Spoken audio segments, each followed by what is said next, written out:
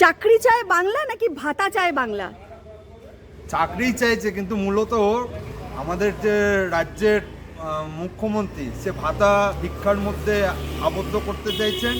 ভাতাশ্রী, ভিক্ষাশ্রী বিভিন্ন রকম প্রকল্প নিয়ে এসছে, কিন্তু কর্মসংস্থান যে যুব সমাজ, সেই যুব সমাজের মেরুদণ্ড আজ ভেঙে দিয়েছে।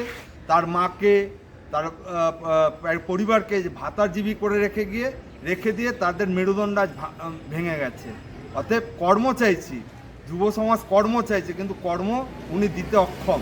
তাই কর্মসংস্থান যখন নেই, উনি এখন ভাতার মধ্যেই সাধারণ মানুষ, সাধারণ মহিলাদের রেখে দিতে চাইছে। একদমই। সামনে যেহেতু নির্বাচন আসছে, এই নির্বাচনকে কেন্দ্র করে শুধু ভোট ব্যাংকের রাজনীতির জন্য কি উনি 1000 টাকা থেকে 500 টাকা বাড়িয়ে দিলেন, কি মনে হয়?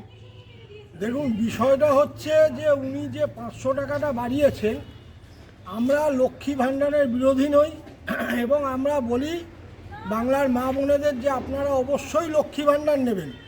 তার কারণ এটা মানুষের ট্যাক্সের টাকাতেই সরকার দিচ্ছে। কিন্তু ঘটনা হচ্ছে যেটা উনি দিয়ে এসছেন এতদিন ধরে বা এখনও যেটা দিচ্ছেন, এটা ভাতা না ভিক্ষা। তার কারণ ভারতবর্ষে ভারতীয় জনতা পার্টির ডবল ইঞ্জিন সরকার যে রাজ্যে আছে, সমস্ত রাজ্যেই আমরা ন্যূনতম 3000 টাকা লক্ষ্মী ভাণ্ডার দিই। তো আমাদের তো লক্ষ্মী ভাণ্ডার না, অন্নপূর্ণা যোজনা, সুভদ্রা যোজনার নামে চলে। এবং আমাদের মাননীয় বিরোধী দলনেতা ইতিমধ্যেই ঘোষণা করেছেন যে আমরা যদি সরকারে আসি 2026-এর বিধানসভা নির্বাচনের পরে, তাহলে জুন মাস থেকেই আমরা 3000 টাকা করে লক্ষ্মীর ভাণ্ডার দেব। কারণ ভাতাটা ভাতার মতোই হওয়ার দরকার, ভিক্ষের মতো নয়। যাতে শেখ শাহজাহানরা সেই ভাতার সুযোগ সুবিধা ব্যক্তিগত চরিতার্থরা করতে পারে, সেই বন্দোবস্তটাও থাকা আবশ্যিক জরুরি। এবং সরকার এবং দল দুটো সম্পূর্ণ পৃথক ব্যবস্থা। তৃণমূলের আমলে যাহা সরকার তাহাই দল, এই বন্দোবস্তটার অবসান হওয়া অত্যন্ত জরুরি। মানে মুখ্যমন্ত্রী এবং তৃণমূলের দলনেত্রী সমান বলছেন? মুখ্যমন্ত্রী এবং তৃণমূলের দলনেত্রী অবশ্যই এক এবং অভিন্ন ব্যক্তি, কিন্তু দুটো চেয়ারের ক্ষমতা, দুটো চেয়ারের চরিত্র তো পৃথক। সেই পৃথকায়নটা অবশ্যই জরুরি, যেটা ভারতীয় জনতা পার্টির সরকার না এলে কখনোই সম্ভব নয়। কারণ সরকার তো সবার, সরকার প্রত্যেকটা মানুষের, প্রতিটা রাজনৈতিক দলের, প্রত্যেকটা বিরোধী সমর্থকেরও সরকার। দল আলাদা হতে পারে, সরকার অবশ্যই আলাদা। এখানে তো সরকারটাই একটা রাজনৈতিক দল। তৃণমূল কংগ্রেসের ডিসিশন তৈরি হয় নবান্ন 14 তলায় বসে, আর নবান্ন 14 তলায় কী হবে, কি প্ল্যানিং হবে, সরকার কিভাবে চলবে, সেটা ক্যামাক স্ট্রিট কি শান্তিনিকেতন বিল্ডিংয়ে বসে তৈরি হয়। আমাদের ভারতীয় জনতা পার্টি, আমাদের মুখ্যমন্ত্রী, প্রধানমন্ত্রী যখন নরেন্দ্র মোদী যখন আমাদের পশ্চিমবাংলায় সরকারি প্রকল্প দ্বারোদ্ঘাটন করতে আসেন, তখন কিন্তু দেখা যায় সরকারি প্রকল্পের মঞ্চ কিন্তু আলাদাই থাকে এবং তার পাশাপাশি দলীয় মঞ্চ কিন্তু আলাদা থাকে। আমরা দেখি আমাদের প্রধানমন্ত্রী সরকারি প্রকল্প দ্বারোদ্ঘাটন করার পর সে দলীয় মঞ্চে এসে তার কাজ, মানে দলগতভাবে দলের যে কাজ বিবরণী সেটা সেখান থেকে দেয়। কিন্তু আমাদের রাজ্যের মুখ্যমন্ত্রীকে আমরা দেখি যাহাই প্রশাসনিক মঞ্চ তাহাই দলীয় মঞ্চ। অতএব এই জিনিসটা আমরা কখনোই চাইব না। ভারতীয় জনতা পার্টি দল আলাদা, সরকার আলাদা, এই নীতিতে বিশ্বাসী। আমরা দলকে কখনো সরকারের জায়গায় নিয়ে যাব না, সরকারকে কখনো দলের জায়গায় নিয়ে আসবো না। এটাই আমাদের রাজনৈতিক সিদ্ধান্ত। ভারতীয় জনতা পার্টি এই সিদ্ধান্ত নিয়েই চলে, কিন্তু আমাদের মুখ্যমন্ত্রী সেটা করেন না। বিষয়টা যে এসআইআর প্রসঙ্গে আমি একটা প্রসঙ্গে যাব। এই এসআইআর চলাকালীন বিভিন্ন জায়গায় দেখা গেছে তৃণমূলের নেতারা, তৃণমূলের বিধায়করা বা তৃণমূলের কাউন্সিলররা রীতিমতন বাড়িতে বাড়িতে ঢুকেও ভয় দেখাচ্ছে বা বিভিন্ন জায়গায় তাদের দাদাগিরির ছবি উঠে আসছে। কি বলবেন? বিষয়টা হচ্ছে, দেখুন, এই যে ভুয়ো ভোটার, যেটা তৃণমূলের মূল ভোট ব্যাংক, এই ভুয়ো ভোটারের তো একটা অবসান প্রয়োজন। আজকে যখন এসআইআর প্রক্রিয়া শুরু হয়েছে, আপনাদের বিভিন্ন গণমাধ্যমের পর্দায় আমরা দেখেছি কিভাবে দলে দলে লোক বাংলাদেশ সীমান্তে গিয়ে ভিড় জমাচ্ছেন। এবং এই যে মৃত ভোটাররা এতদিন ধরে তাদের নাম ভোটার লিস্টে আছে, তারা ভোটও দিচ্ছেন তৃণমূলের বদান্যতায়। তো এদের বাদ দিয়ে একটা সুনির্দিষ্ট পরিকল্পনা মাফিক ভোটার লিস্ট আবশ্যিক, এবং ভুয়ো ভোটার যদি না থাকে, ছাপ্পা রিগিং যদি না হয়, তৃণমূল কংগ্রেসের একটাও বিধায়ক, এমএলএ, বিধায়ক, কাউন্সিলর অথবা এমপি কেউই জিতবেন। কারণ মানুষ সত্যি 2021-এর নির্বাচনে তৃণমূল কংগ্রেসকে প্রত্যাখ্যান করেছিল। তার সবচেয়ে বড় প্রমাণ ধরুন আমাদের এই শ্যামপুকুর বিধানসভায় আমাদের এখানকার বিধায়ক জিতেছিলেন 20,000 কি 21,000 ভোটে, এখন অবধি নাম বাদ গেছে প্রায় 44,000। তো এটা তো সর্বত্র হয়েছে। তো তৃণমূল ভয় পাবে না তো কারা ভয় পাবে? তৃণমূল তো সত্যের মুখোমুখি হতে মমতা বন্দ্যোপাধ্যায় আগে লিখতেন সততার প্রতীক, সেটা পরিণত হলো শঠতার প্রতীকে। কারণ ওনার থেকে বড় ঠগ আর ওনার ভাইপোর থেকে বড় জোচ্চোর ভারতবর্ষের রাজনীতিতে কোনো রাজনৈতিক দলের নেতা নেত্রী হননি এখনো। যারা ভয় পাবে না তারা ভয় দেখাবে না, ওরা ভয় পাচ্ছে এসআইআর নিয়ে। যদি এসআইআর হয়ে যায় আমরা আর এই রাজ্যে থাকতে পারছি না, কারণ ওকে পাবলিক পুরো তুলে ফেলে দেবে।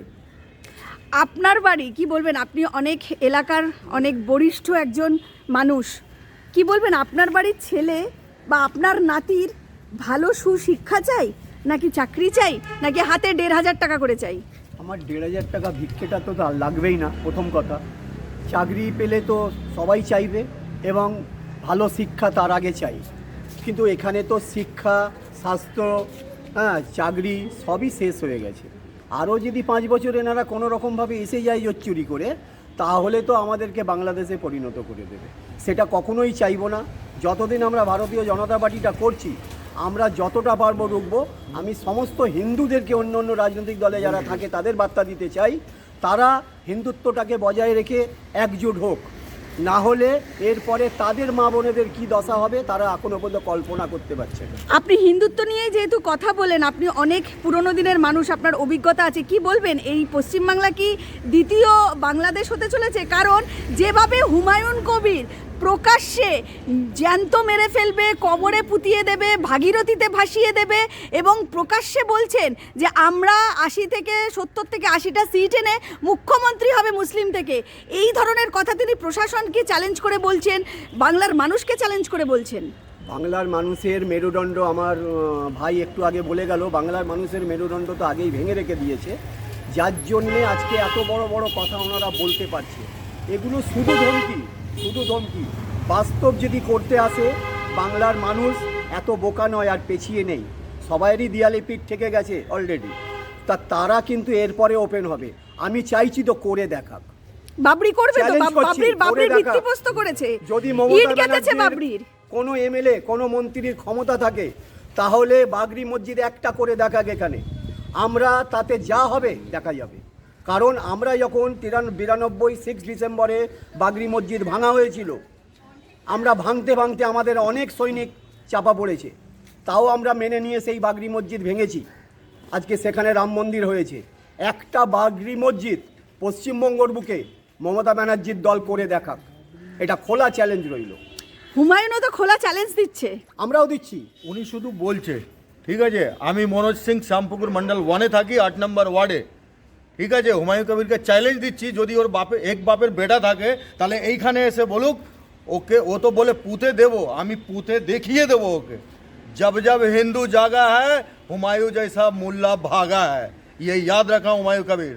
যখন তখন এইখানে আসবে, ঢুকিয়ে দেবো পুরো। আর কিন্তু হুমায়ুন বলছে যে আমার এগেইনস্টে 100 টাকা নয় 1000 এফআইআর করে দেখাক, আমিও দেখিয়ে দেবো। আমরা এফআইআর করব না, আমরা এফআইআর করব না, ডাইরেক্ট অ্যাকশন করব। এফআইআর করে যারা ভয় পায়, আমরা ভয় পাই না, ঢুকে মারবো। সবচেয়ে বড় কথা হিন্দুরা তো চুরি পরে থাকে, সহিষ্ণু।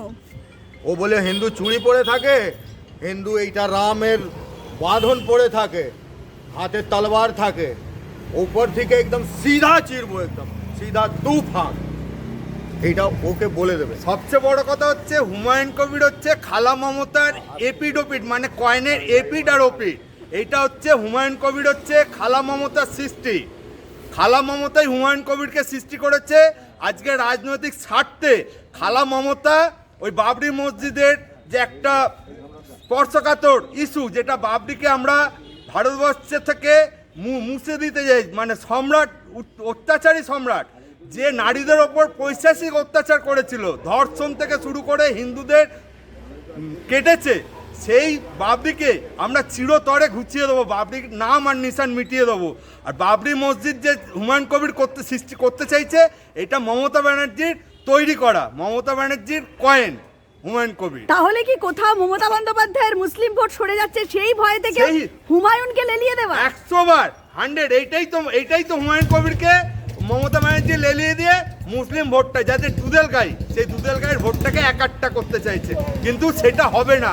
হিন্দুদের যতক্ষণ হিন্দুরা শ্বাস থাকবে এই রাজ্যে বাবরি মসজিদ, কারণ ভারতবর্ষে কোনো জায়গায় বাবরি মসজিদ নামক কোনো বস্তু তৈরি হবে না। এটা শ্যামপুকুর বিধানসভা এবং শ্যামপুকুর বিধানসভা কেন্দ্রের বিধায়িকা শশী পাজা, আপনারা স্থানীয় বাসিন্দা শ্যামপুকুরের, কি বলবেন এই 5 বছরে শশী পাজা যা যা এই শ্যামপুকুরের সমস্যা তাকে দেখা গেছে, তার কার্যকলাপ নিয়ে কি বলবেন? দেখুন, শশী পাজা শুধু তো শ্যামপুকুরের বিধায়িকা নন, উনি রাজ্যের নারী, শিশু ও সমাজ কল্যাণ মন্ত্রী, এবং তার সঙ্গে যে বিষয়টায় তৃণমূল কংগ্রেসের অধিকাংশ নেতাকর্মী জানেন না, হয়তো শশী দেবী নিজেও জানেন না, যে উনি রাজ্যের ইন্ডাস্ট্রিয়াল মিনিস্টারও শশী পাজা। এই আমি নয়, গুগল দেখাচ্ছে এটা, রাজ্যের industrial minister Shashi Panja, industry and commerce. বিষয়টা হচ্ছে, আজকে শ্যামপুকুর অঞ্চলের একটা ঘরে ঘরে কুটির শিল্পর মতো ছিল, সেটা হচ্ছে হুঁশিয়ারি ব্যবসা। তৃণমূল কংগ্রেসের বদান্যতার এবং সিএসসির অস্বাভাবিক শুল্ক বৃদ্ধির ফলে আজকে শ্যামপুকুর অঞ্চলের শোয়াবাজার, আহিটোলা, বাগবাজার অঞ্চলের হুঁশিয়ারি শিল্প অত্যন্ত সংকটজনক অবস্থায় এবং প্রায় উঠে যাওয়ার মুখে। যেখানে ভারতবর্ষের গুজরাট, তামিলনাড়ু, উত্তরপ্রদেশের মতো সরকারদের পৃষ্ঠপোষকতায় সেখানে হুঁশিয়ারি শিল্পের রমরমা হচ্ছে, সেখানে পশ্চিমবঙ্গের বেসিক যে ব্যবসাগুলো, সেই ব্যবসাগুলোই উঠে যাচ্ছে। এবং সবচেয়ে বড় কথা, মাননীয় শিল্পমন্ত্রী যে অঞ্চলের বিধায়িকা, হুঁশিয়ারি শিল্পটা সেই অঞ্চলকে ভিত্তি করে সারা ভারতবর্ষব্যাপী প্রসারিত ছিল। আজকে শশী পাজা এই ব্যবসাটার জন্য কিছু করেননি। বাম আমলে তৎকালীন এখানকার তৃণমূল কংগ্রেসের বিধায়ক এবং তৎকালীন মুখ্যমন্ত্রী মিলে একটি মডেল কুমোরটুলি প্রজেক্ট করেছিলেন।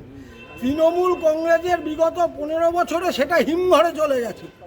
কারণ ঘটনা হচ্ছে, তৃণমূল কংগ্রেসে একটাই পোস্ট, বাকি তো সবাই ল্যাম্প পোস্ট। শশী পাজার কাজ হচ্ছে মমতা বন্দ্যোপাধ্যায়ের বিভিন্ন মিটিংয়ে পেছনে বসে হাততালি দেওয়া, আর মাঝে মধ্যে গাড়িতে চড়ে এদিক সেদিক ঘুরে বেড়ানো, ওনার পেটোয়া 2-4টে ক্লাবের প্রোগ্রামে যাওয়া। এছাড়া শশী পাজা জনগণের সাথে সরাসরি ইন্টারাকশানে কখনো গেছেন কিনা, সেই প্রশ্নটা আপনারা কি ওনাকে করুন। দেখুন, এবার বিষয়টা হচ্ছে, মানুষের সমস্যা তো প্রভূত। আজকে পশ্চিমবঙ্গের ঘরে ঘরে সমস্যা, সেখানে কোনো চাকরি বাকরি কিচ্ছু নেই। আজকে একটা জিনিস চিন্তা করুন, একটা সময় শ্যামপুকুর অঞ্চলে যা যা স্কুল ছিল, অধিকাংশ স্কুল এখন বন্ধের মুখে। সারদাচরণ এরিয়ান ইনস্টিটিউশন, আহিটোলা বঙ্গ বিদ্যালয়, একের পর এক স্কুল উঠে যাচ্ছে। শুধু সবুজ সাথীর ভাঙাচোরা সাইকেল বিলি করলে হবে না, শিক্ষা ব্যবস্থার যে বেসিক জায়গাটা, শিক্ষার যে পীঠস্থান ছিল শ্যামপুকুর, সেটাই তো শশী পাজাদের বদান্যতায় উঠে গেছে। সাধারণ মানুষের তো প্রচুর সমস্যা আছে, যে সমস্যাটা নিয়ে ওনাদের কাছে মানুষ যান, ওনাকে মানুষ পান না কোনো সমস্যায় নিজের পাশে। আজকে ভোটের বাজার এসছে দেখে বিভিন্ন জায়গায় ঘুরে বেড়ানোটা একজন বিধায়কের কাজ নয়। একজন বিধায়কের বেসিক কাজ হচ্ছে মানুষের ন্যূনতম পরিষেবাটুকু তার অবধি পৌঁছে দেওয়া। তাই 2021-এই ওনার বিদায় হয়ে গেছিল। ভুতুড়ে ভোটারদের কল্যাণে উনি আবার পুনরায় জয়ী হয়েছিলেন 3য়-বার, কিন্তু 4র্থবার শ্যামপুকুরের মানুষ মনস্থির করে নিয়েছে যে এবারে এখানে শশী পাজার বিসর্জন অবশ্যম্ভাবী। একজন রাজনৈতিক কর্মী হিসেবে এটা চাইব যে উনি দীর্ঘায়ু হন, কিন্তু ওনার রাজনৈতিক বিধায়ক হিসাবে এই 2 মাসই ওনার শেষ 2 মাস হতে চলেছে। এরপরে আর উনি পুনর্নির্বাচিত হতে পারবেন না, এটা শ্যামপুকুরের মানুষের কণ্ঠস্বর।